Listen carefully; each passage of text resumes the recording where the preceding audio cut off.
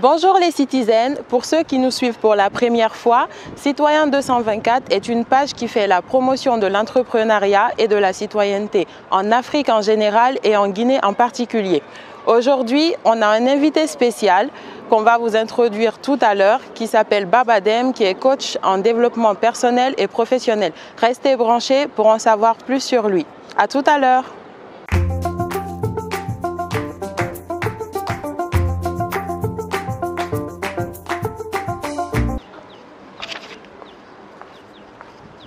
Comment ça va? Ça va très bien. Tu vas bien, Babadem? Oui, super bien. En tout cas, merci beaucoup pour l'invitation, moi. Et je vois ce que vous faites avec Citoyen 224. Et pour moi, c'est plus qu'un honneur de faire partie de ces prestigieux invités qui ont précédé.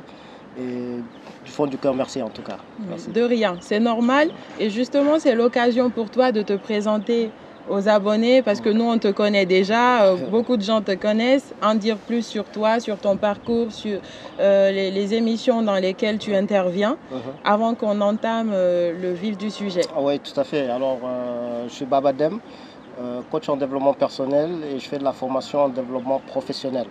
Alors, comment je suis un acteur aussi de la diaspora africaine ici en France. Et comment je suis entré dans ça, c'est toute une histoire en fait. Ça vient du simple fait de lutter contre ma timidité quelque part. C'était aussi un manque de confiance, pas forcément d'avoir peur, mais un manque de confiance de se dire est-ce que c'est correct ou est-ce que c'est pas correct. Et du coup, des gens m'ont vu me transformer et c'est parti sur ça et de transmettre. Et donc, je fais ça depuis à peu près 2012. Pour la première fois, une première conférence en 2013. Et l'histoire s'en est suivie. Et je suis le premier étonné. Mais tant qu'on peut partager et transmettre, c'est pas plus mal. Donc je fais effectivement du développement personnel à la télé aussi, dans une chaîne qui s'appelle Africable, dans l'émission Bienvenue chez vous, que vous pouvez suivre sur Africable. Et j'en fais aussi pour des associations étudiantes, j'en fais pour du développement professionnel pour des entreprises plutôt, qui est comme la prise de parole en public. Il y a également des simulations que je fais faire comme comment négocier un contrat, comment négocier son salaire éventuellement, dans la recherche d'emploi, comment séduire ou être un bon commercial. Bref, il y a toute une palette. Et là où je suis fier, c'est que toutes ces palettes viennent de l'inspiration africaine, de l'éducation que j'ai eue et de ce qu'on peut apprendre. D'accord. Donc là, on va directement parler de la confiance en soi parce que tu en es l'exemple devant nous. Tu étais timide avant et aujourd'hui, tu t'arrêtes devant plusieurs personnes. Tu arrives à séduire les gens. Même moi, tu m'as beaucoup séduit la première fois que je t'ai suivi. Et de ce fait, je te demanderais alors de nous définir la confiance en soi. Simplement pour toi, c'est quoi la confiance en soi? Alors pour moi, la confiance en soi, ça vient d'une phrase. Il y a plusieurs façons de voir la confiance en soi. Mais il y a une seule phrase qui m'a marqué, c'était la phrase de Nelson Mandela, qui disait que le courage n'était pas l'absence de peur, mais comment on surmontait la peur. Et souvent, on peut être bien préparé, mais arriver face à un public, on perd ses moyens. Ça arrive toujours. Ou à chaque fois, on se dit, oui, c'est possible, mais est-ce que ça vaut le coup? Il y a toujours un moment de doute. C'est vrai. Et nous-mêmes, dans notre éducation, on se dit pas que ce qu'on fait, c'est extraordinaire. Alors que il suffit juste de regarder la base. Souvent, c'est extraordinaire et c'est ce que j'appelle éventuellement le manque de confiance en soi.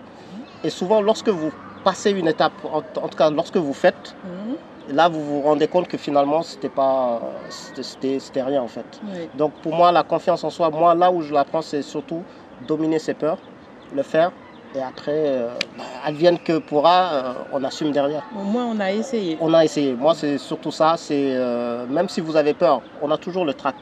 Face au public, vous voyez un public, vous avez beau maîtriser votre sujet, il suffit juste que dans les coulisses, vous regardez et que vous voyez que l'amphi est rempli. Il y a un trac et vous vous dites, et si je me loupe?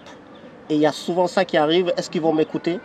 Et ce moment, il y a souvent ce qu'on appelle ce manque de confiance.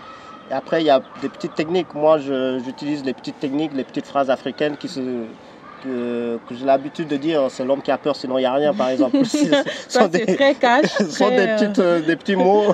Ou alors, je me dis, allez, vas-y, après on verra bien. Oui. Mais au moins fait. Oui, Et mais justement, on va parler de ça sans te couper. Quelles sont des actions simples selon toi, qui peuvent nous aider à booster notre confiance en soi? Déjà, tu as entamé avec cette phrase. J'imagine que tu en as plusieurs dans le sac. Oui, en tout cas, les deux ne sont pas plus mal. Hein. Les deux, celui de Mandela, que je vous ai cité. Il y a que l'homme qui a peur, sinon il n'y a rien. Mais après, il faut voir aussi dans son expérience personnelle. Souvent, lorsque vous faites quelque chose dont vous avez peur, une fois que vous l'avez fait, vous dites finalement c'est que ça. Et souvent, c'est de se dire ça en fait. Mais par contre, il faut avoir la maîtrise de ce que vous allez dire. Il faut être vraiment préparé. C'est surtout ça, préparation. C'est comme lorsqu'on prépare un examen, vous n'allez pas le jour J et faites l'examen. Non, il faut une préparation adéquate. Après, il y a pas mal de choses aussi, il y a des petits rituels à faire, des petits rituels comme moi par exemple, j'aime bien me mettre sur la gauche. Si je ne me mets pas sur la gauche, il y a quelque chose qui me manque, ou bien le 3, j'aime bien dire le chiffre 3. Il y a aussi des doigts. Dans la communauté, il y a certaines lois qui disent que lorsque vous le dites, vous pouvez y aller tranquillement. On est confiant, oui. Donc il y a des petites choses comme ça, mais après c'est à chacun de trouver... Oui, en résumé c'est ça, chacun doit trouver la petite chose ou la petite astuce qui marche avec pour aller. Mais pour résumer tout ce que tu viens de dire, on pourrait dire qu'il faut simplement foncer. Il faut foncer. Quand on veut quelque chose, il faut y aller. Justement, c'est quoi l'importance de la confiance en soi aujourd'hui dans nos activités, dans notre quotidien, dans l'entrepreneuriat? Parce qu'on a beaucoup de personnes qui ont du potentiel, mais ce doute dont tu parles depuis le départ, ce doute peut essayer de casser quelque chose. Donc, qu'est-ce que la confiance en soi peut nous apporter dans tout ce qu'on fait au quotidien? Dans la confiance en soi, c'est vrai que je vais prendre l'exemple de l'entrepreneuriat par exemple. Le problème de l'entrepreneuriat et du doute, c'est lorsqu'on met l'aspect finance au départ, l'aspect argent. Parce que lorsqu'on met de l'argent, vous y allez. C'est un risque que vous prenez et vous n'êtes pas sûr de retrouver cet argent. Donc la plupart des gens, ils ont peur. Et les premiers à avoir peur de votre engagement, c'est à ceux que vous allez demander un prêt. Que ce soit les banques, que ce soit même vos parents ou vos amis, vous allez dire « Ah, j'ai une entreprise, est-ce que tu peux me prêter 5 000, 10 000 ?» La personne va se dire « Oula, s'il le met dans son investissement, il risque d'y avoir une perte et on ne va pas me rembourser. » Donc souvent, la première chose, c'est d'être passionné. Une fois que vous êtes passionné et que vous êtes sûr, préparez-vous. Il y a pas mal, en France par exemple, il y a pas mal d'accompagnement. Mais il faut se lancer parce que souvent, lorsque vous préparez une entreprise par exemple, on voit toujours la rentabilité à la fin. On va se dire, j'ai mon entreprise, je vais gagner ça, je vais gagner tel marché, etc. Et après, le souci, c'est que quand on se lance, on ne prépare pas les premières étapes. Et dès qu'il y a un obstacle, le manque de confiance arrive et à un moment, on va se dire, est-ce que je suis sur le bon chemin? On baisse les bras. On baisse les bras. L'autre chose aussi, c'est lorsque vous avez des charges. Il y a des factures à payer. Lorsque vous vous lancez dans l'entrepreneuriat, c'est vous qui mettez votre argent personnellement, vous investissez, mais l'argent n'entre pas tout de suite. Et souvent, lorsque 2-3 mois après, les factures que vous avez l'habitude de payer, vous avez investi cet argent par ailleurs, il y a la pression. Et il suffit d'avoir des enfants, il suffit d'être marié, qu'il y aura cette pression sociale qui va vous dire hey, arrête, va chercher du travail, des choses. Donc il faut vraiment être passionné et se dire que l'entrepreneuriat, quoi qu'il en soit, lorsque vous vous lancez, allez-y sur un plan de 3 ans. La première année, ça va être de l'investissement. Deuxième année, pour moi, ça va être de la confirmation. Et troisième année, c'est là où vous allez rentabiliser vraiment tous vos acquis en fait. Donc c'est pour ça que la confiance en soi, allez-y. Et autre chose, créer de la plus-value en fait, créer une valeur ajoutée. Parce que si vous venez pour créer un restaurant, parce que vous dites qu'un restaurant va vous gagner de l'argent ou on vous dit que vous cuisinez bien, vous allez nulle part. Par contre, si vous arrivez à apporter quelque chose de plus, là, vous pouvez être sur quelque chose. Oui, c'est vrai. Justement, là, tout est résumé. On va plutôt parler d'un point qui est hyper important. Il y a beaucoup de personnes qui ont confiance en elles, peut-être sur des bases pas vraiment solides ou pour des raisons autres. Alors, quand notre confiance est brisée, ça peut être par une rupture amoureuse, par exemple, quelque chose dans la vie personnelle, ça peut être à cause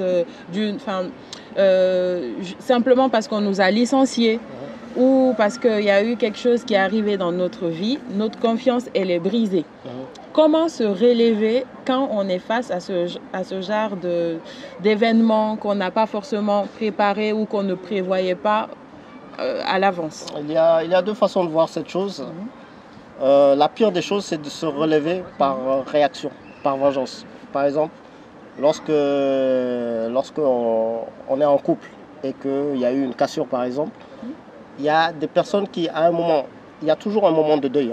Ça, il ne faut pas... Après, le temps, ça dépend des personnes. Le temps pour faire le deuil. Pour guérir.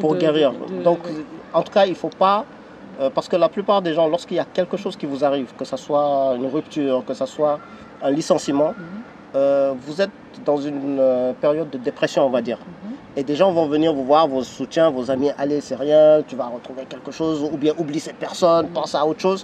Mais une fois que vous rentrez chez vous et que vous êtes seul face aux quatre murs, vous allez commencer à pleurer, vous dire non, non, non, vous allez faire que penser.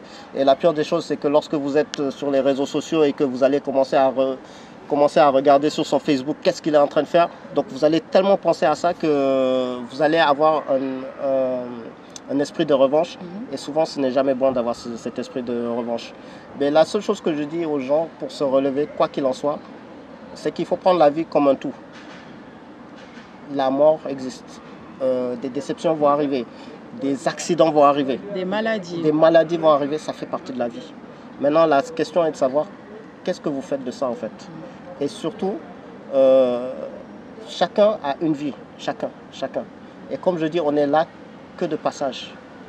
Et dites-vous bien que la personne qui est partie, elle va continuer à vivre sa vie. Je parle de personnes parties qui vous laissent ou qui vous trahissent, ou elle va continuer à vivre. Mais moi, je vous dis, c'est d'avoir à l'esprit, et souvent je dis ça aux étudiants, qu'est-ce que vous avez envie que le monde se retienne de vous, vos enfants, vos parents. Et lorsque vous avez ça à la fin en vous disant, je dois quand même laisser une trace ici, je dois créer ça, je dois construire ça, ça ne dépendra de personne d'autre. Donc, quoi qu'il arrive, ça fait partie de la vie, vous allez disparaître. Mais avant de disparaître, laissez au moins une trace dans ce monde-là. Et c'est juste pour vos petits-enfants ou vos enfants personnels. À un moment, ils vont se dire, je prends l'exemple de moi, votre enfant a 12 ans, allez, on prend un décor dans sa petite chambre avec les tapis et on est sur une tablette. Et que ses amis arrivent, mangent, est-ce que mon ami peut dormir à la maison, et que tu lui dis oui bien sûr, et qu'il se retrouve toute seule. Alors ta maman, elle est super sympa, qu'est-ce qu'elle fait?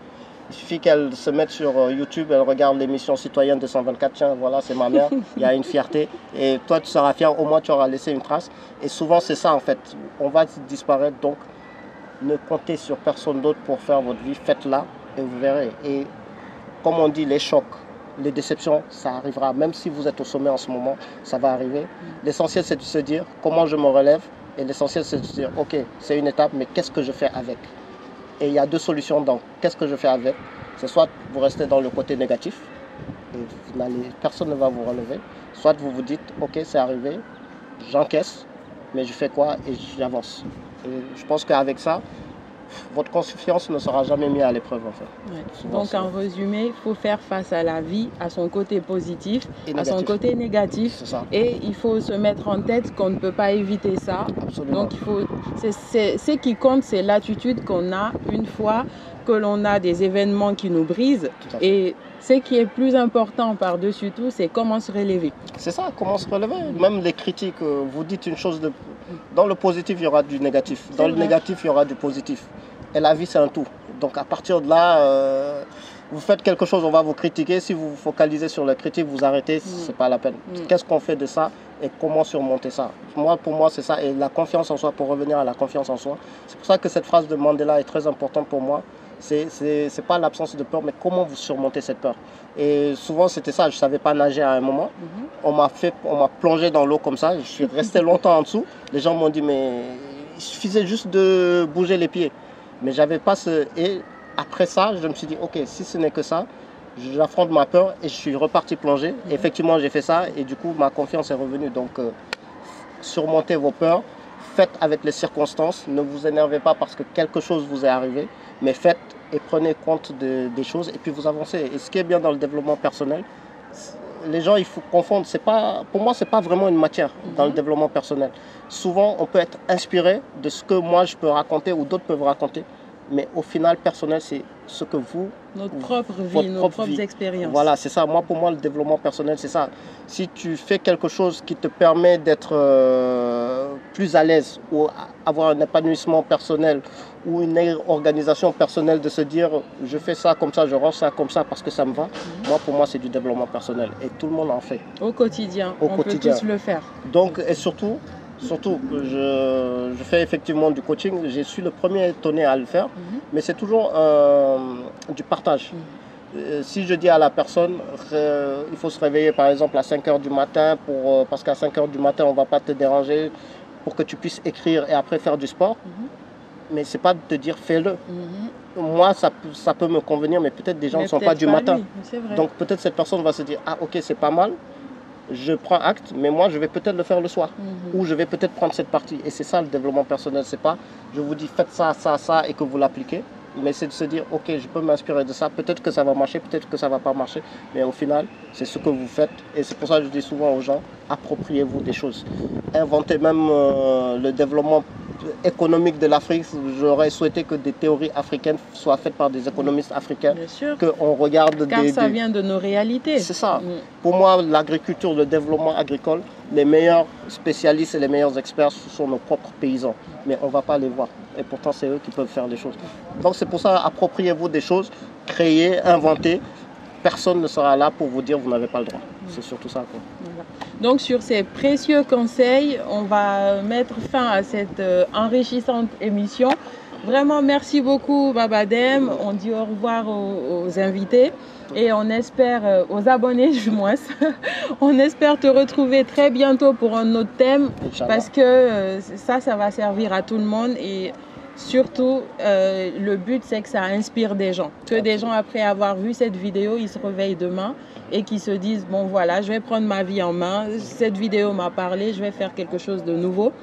Et voilà. C'est ça, en fait, pour finir, merci vraiment et je remercie les téléspectateurs, les abonnés. Les abonnés.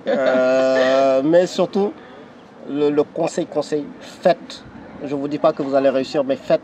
Et après, vous verrez de vous-même. C'est surtout ça.